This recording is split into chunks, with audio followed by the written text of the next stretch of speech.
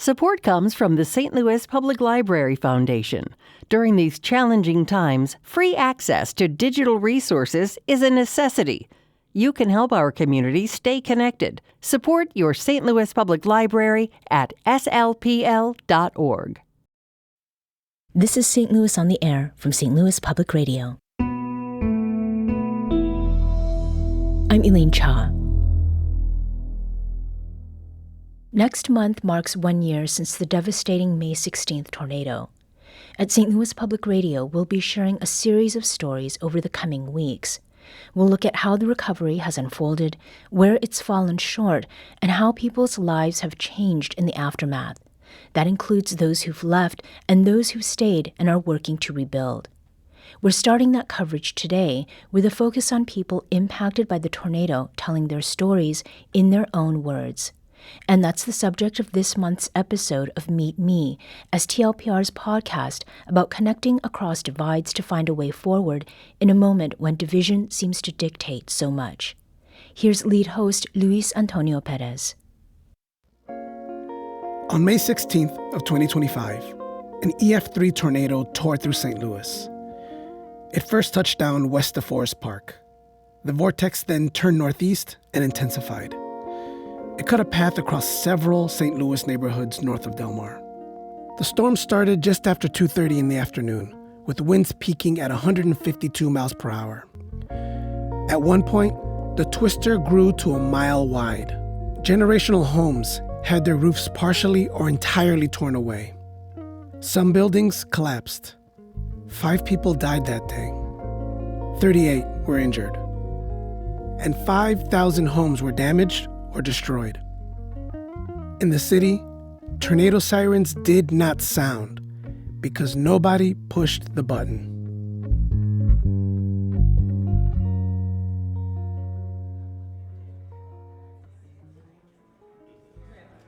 "11 months after the disaster, the Meet Me team hosted an open mic at the St. Louis Public Radio Community Room. We invited residents to share their stories and reflections about the May 16 tornado. Herdosha Bentham is a Northside resident and movement director for the Freedom Community Center, a restorative justice organization. We work on the North Side, deep in the North Side, because we know that our people don't need to be offered cages. We need care. Herdosha opened the evening with a few words, providing a context that the room already understood, but still needed to be said. And I'm just letting spirit move because I don't have anything written. And I just said, God, use me and let me use my story. The trauma that happened to the North Side on May 16th started way before May 16th. May 16th deepened a contradiction that exists. I'm from St. Louis, born and raised. We seen how they didn't show up for none of us. But I also want to lean into the memory that we stood up for us. It was people like myself and you, neighbors, even neighbors that didn't even live in the city from Creve Coeur and Baldwin came and tried to figure out how can we solve a human problem when our government couldn't figure it out. This is what I seen in my community, the beauty and the strength, that energy of we don't give up. The north side of St. Louis has faced decades of disinvestment and systemic abandonment. It's made it so that the north side feels and looks like a whole different city from the rest of St. Louis. And then May 16th happened. Immediately, people power took over. Now, 11 months later, it still plays a major factor in holding the community up and keeping tabs on the recovery process. And so we know that we safe together. We are safe together and all of our stories matter. And for so long, we haven't been able to have our ancestor story. So thank you for being here and being brave enough to tell your story, because it's not some small thing. We could not continue to let people write us in history. We are the authors of our history. You are the authors of the history. In this episode of Meet Me, we'll hear a few of the stories that St. Louisans shared that night. Meet me at the open mic.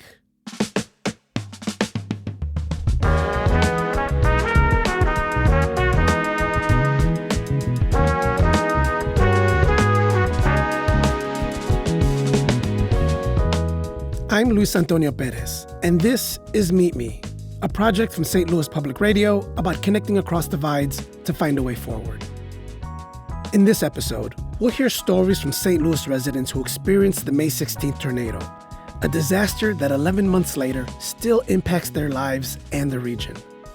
Some residents are still living under tarps. Some are still fighting with their insurance companies. And a few are weeks away from moving back into rebuilt homes. But they're all still in recovery. We hand the microphone over to the community to share their stories in their own words.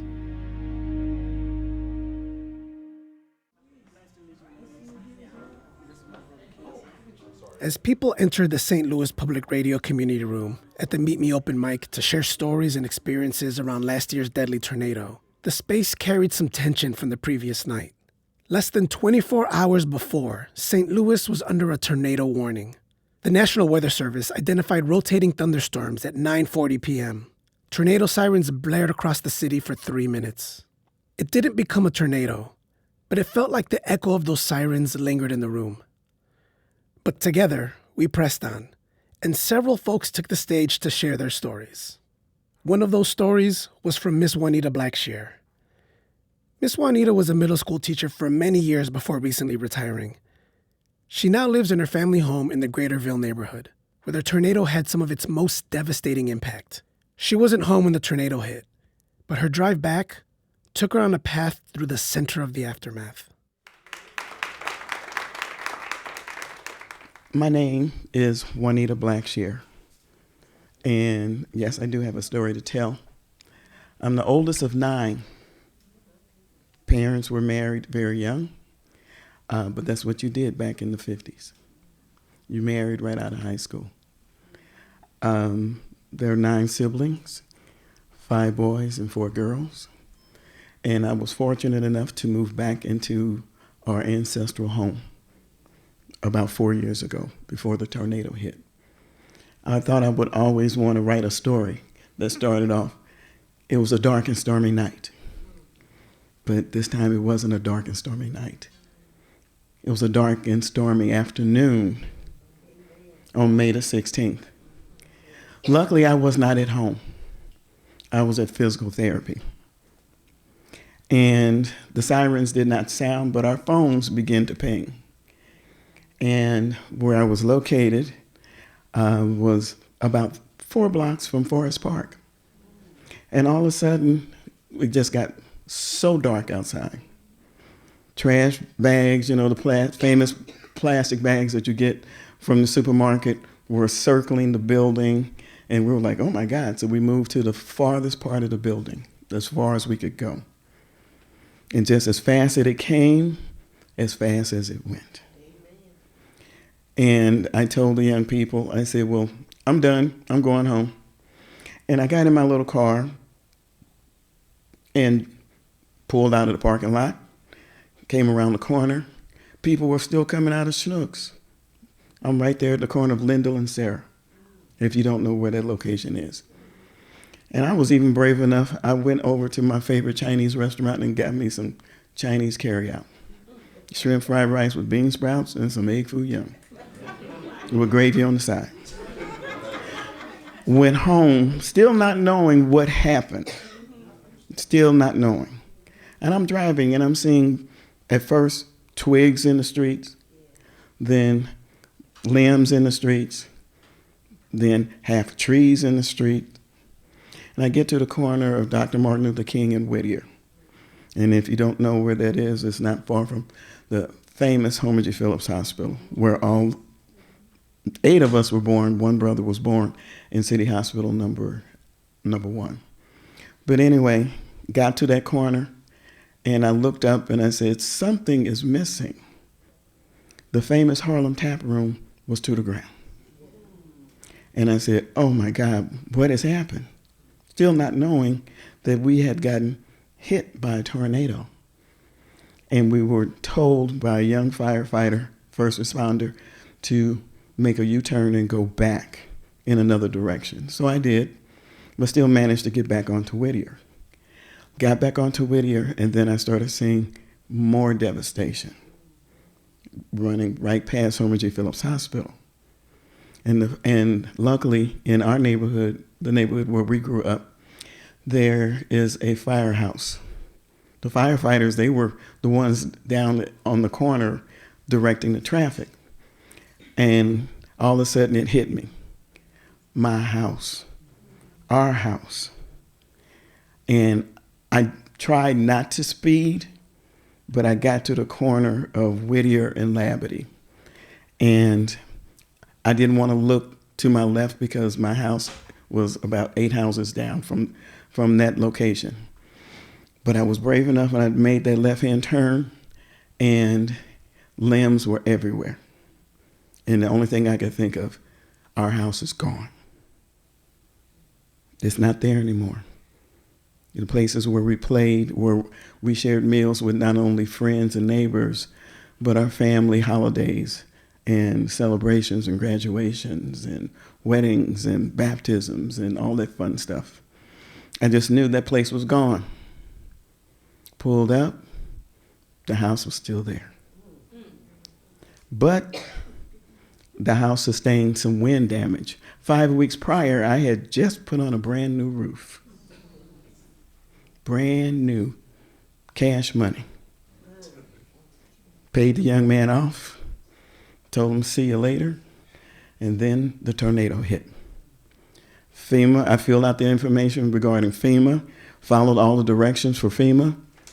They sent out a representative. He finally came onto the roof. I contacted insurance, and they sent what they called a forensic architect who came and looked at the roof. And in the process, both of them indicated, you need a new roof. The building was still standing, but we were okay. So my neighbor next to the left of me, he and his wife just bought a new car 6 months prior. The car was demolished. A tree fell on their car. Car was gone. And as was indicated earlier, yes, North St. Louis showed up and showed out. I had so much water, so much food, pillows, blankets, anything and everything that you could think of. And my family were even more generous, making sure that I at least had a cell phone, because electricity was gone, all the power was gone. Yes, I could cook, but I didn't want to open up my refrigerator or freezer because I didn't want to lose what I did have. I'm still waiting from FEMA. I'm still waiting from St. Louis Recovers. I'm still waiting for them. I just went to a town hall this past weekend. 150 to 200 homes are going to be, a quote, taken care of. I don't even know if I'm even part of that count.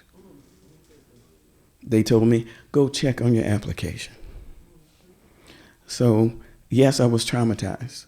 But even more so last night when the sirens did sound, I was like, what do I do? I already prayed up. But should I put on my tennis shoes and put on a pair of sweatpants and run to the basement, as we should do? Or should I just lay in the bed like most St. Louisans do in the time of a tornado? Oh, it's just tornado's gonna blow over. I laid there and went to bed, went to sleep. So that's my story.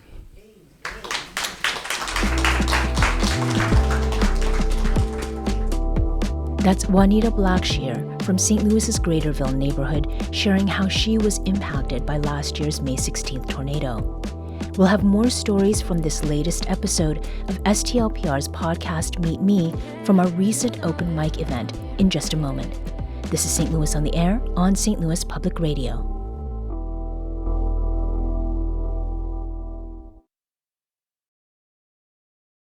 Support comes from Gemma, architects, planners, and designers seeking to bring joy to their clients and communities. Details at gemastl.com.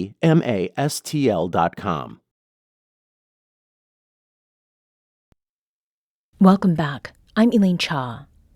Let's return to the latest episode of STLPR's podcast Meet Me, This month, it features stories from St. Louis residents about how they were impacted by last year's May 16th tornado. The stories were recorded at St. Louis Public Radio's recent open mic event. Here's host Luis Antonio Perez. Our next storyteller is Mr. Kevin Blackshear. He's Miss Juanita's younger brother and lives in the Academy neighborhood of St. Louis. That's where the tornado winds began to reach their peak, only a couple of miles southwest from his sister's home. Mr. Kevin was home when the tornado hit. Thank you. Good evening. Just to give you some context, my sister Juanita is the oldest. I'm the youngest. That has nothing to do with anything, but, you know. So, May 15th, my youngest daughter graduated high school. So we went from a mountaintop experience celebrating our daughter to the next day, May 16th, that Friday. So earlier that day, I was at home. No, I had gone to the doctor for an eye issue. I was at home, normal day, nothing, standing out. And I'm sitting in the kitchen in front of a window, and I noticed that it gets a little bit dark, and I kind of hear the wind pick up a little bit. And I turn around and I look at the power lines, and coming from the pole to the house, our line is doing this. It looks like somebody's turning rope, from back in the day when girls used to play rope. That's what it looked like. I said, that's interesting.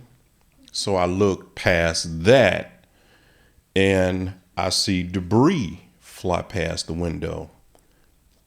And I say, I've never seen birds fly in a storm.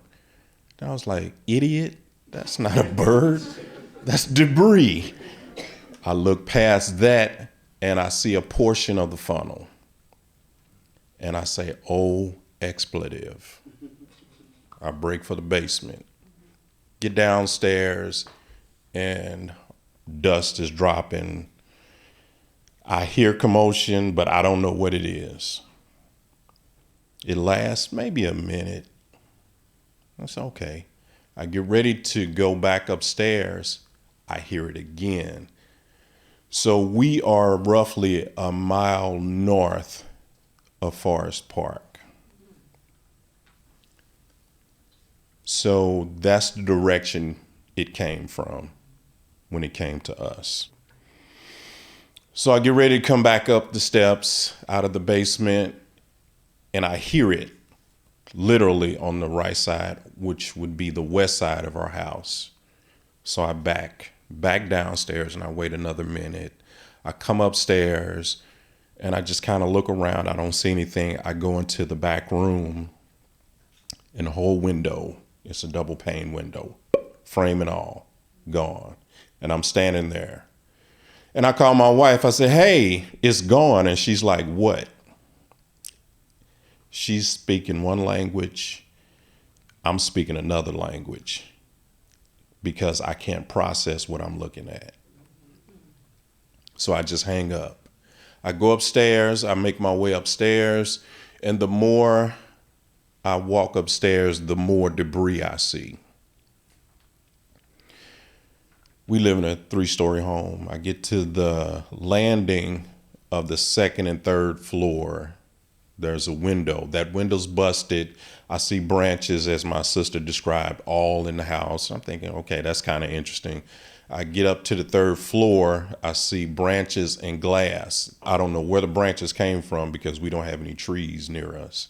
Now I realize that the storm at some point literally came into the house. I go into our daughter's back room.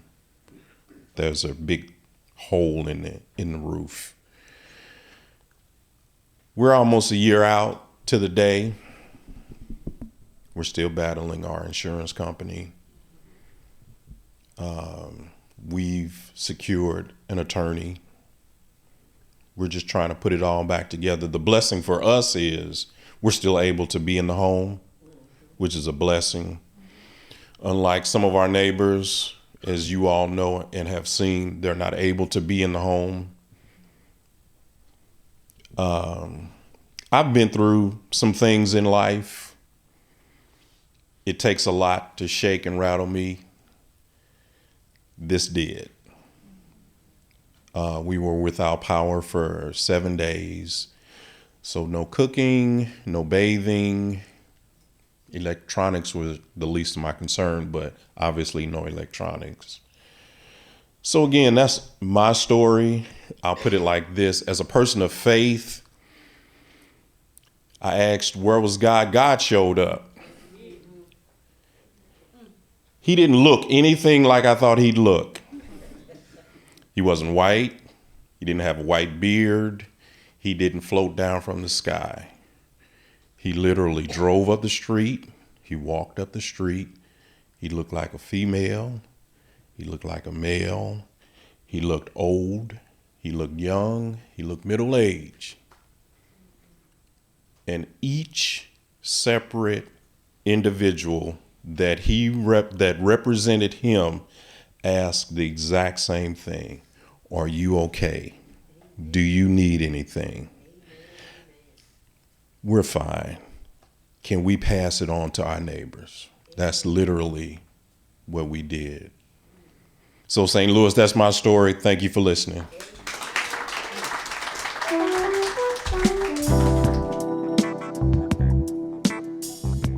Our last story is from Sherlyn Contreras. They fell in love with St. Louis when they came here for school and stayed. Sherlyn had finally found their place and their person. For the first time, they felt settled. Then, the tornado hit.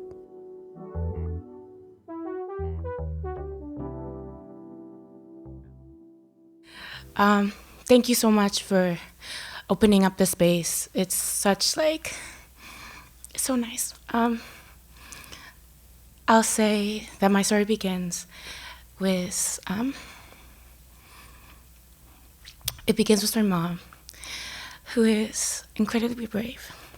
And she came here from Mexico to build a better life and to build a family and a home. And I carry that in my blood. And I came to St. Louis to do the same. I was the first one to graduate from middle school, the first one to graduate from high school, and the first one to graduate from college. And I did it with minimal support. Both of my parents don't speak English that well. So I got into a really fancy school in St. Louis, and I moved around a lot as a kid.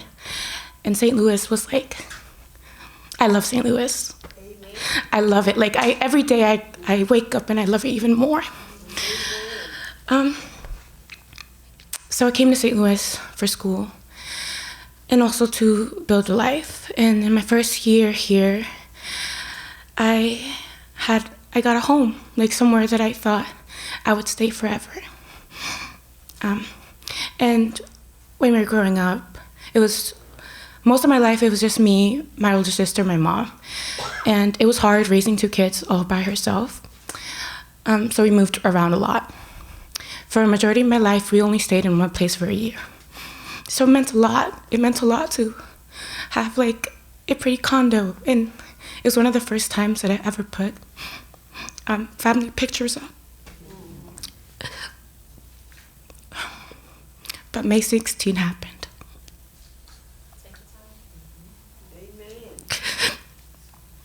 I had a choice right before the rain started.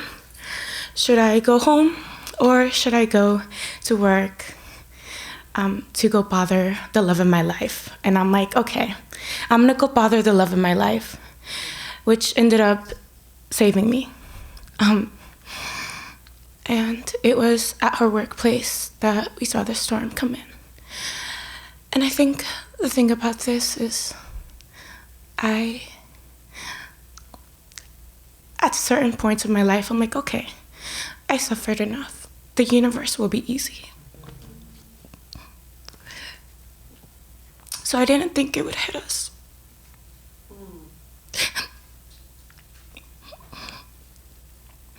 But it did.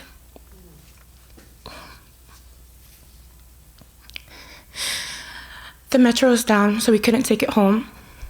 And luckily, we came across a student that my wife taught, and the student helped us out and drove us midway, but the traffic was stopped. And in that moment, and all the scared and atrocity of it, I was grateful for one thing. I was able-bodied. I could run home.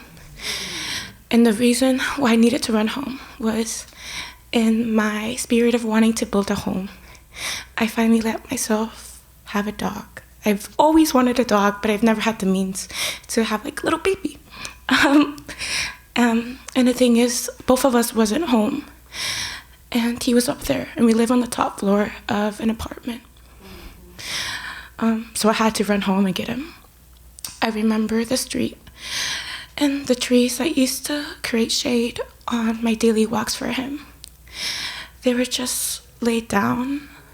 And again, thankfully, I was able-bodied. I could jump over them, run to him.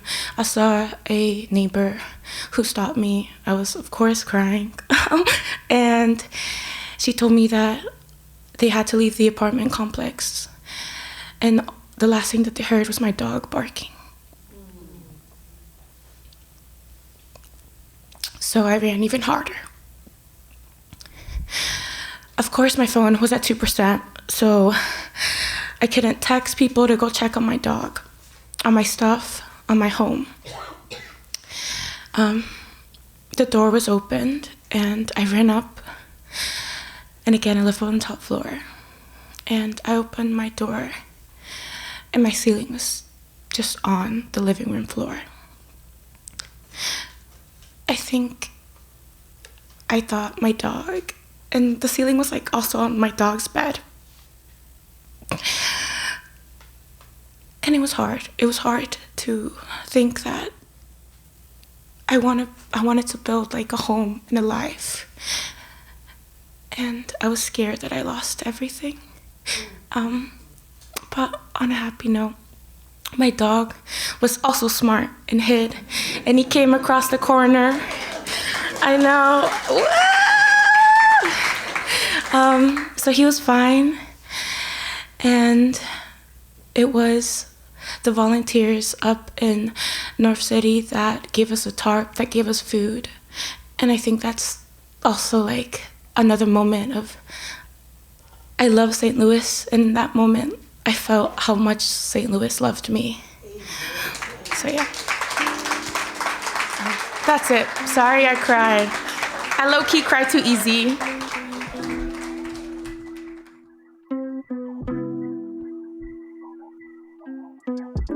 Thanks to Sherlene, Miss Juanita, Mr. Kevin, and all of the storytellers who shared their experiences with us that night. Almost a year later, most of the residents impacted by the May 16th tornado are still in recovery.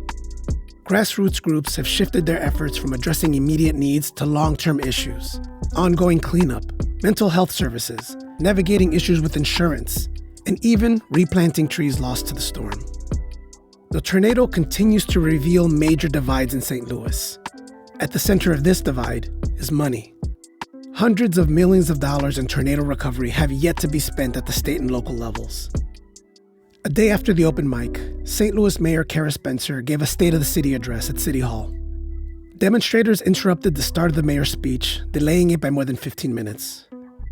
5 were arrested. They were upset about a confluence of things. Among them, what to do with almost $300 million the city received from a settlement after the departure of the Rams football team. Many want all that money to go toward tornado recovery on the north side, while the mayor says that any Rams spending package must include modernizing city infrastructure and growing downtown, in addition to rebuilding North City. The scene that day at City Hall was chaotic, as officers were forcibly detaining demonstrators. Others were encouraging the mayor by standing and applauding. The post-tornado bureaucratic process continues to grind ahead, slowly. Insurance claims, government fund applications, recovery programs. And on the ground, people continue to press forward. From the day the tornado touched down, St. Louisans, community, showed up to help. And that spirit of service has endured. After May 16, people found ways to look past the divides and see the humans on the other side. And ask, are you okay? How can I help?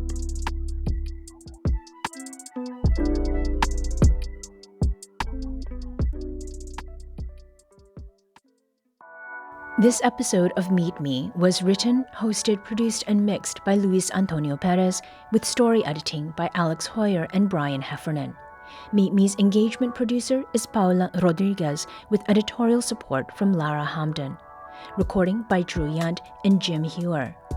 Brian Heffernan is the executive producer. Theme music by Kata and Friends. Additional music by Halizna. Special thanks to Cami Thomas, Alyssa Potter, Bertini Gray Chiquillo, Leslie Davis, Maya Williams, Hiba Ahmed, and Andrea Henderson, and the Black Healers Collective of InPower Institute and Freedom Community Center for fostering healing and resilience in our communities. Grant support comes from the James S. McDonnell Foundation. St. Louis on the Air is a production of St. Louis Public Radio. Understanding starts here. Do you find yourself regularly listening to episodes of St. Louis on the Air? Suggest us to a friend you think might enjoy our conversations. And leave us a review and rating on Apple Podcasts on the App Store. It's the simplest way to help people discover our show. Thanks. St. Louis Public Radio is a member-supported service of the University of Missouri St. Louis.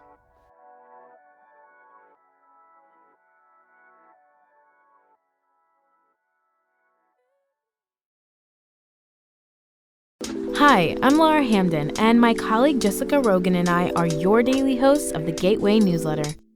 We meet with the editors in the STLPR newsroom every weekday to bring you the top local stories of the day in a quick and easy 6-minute read by 6 a.m.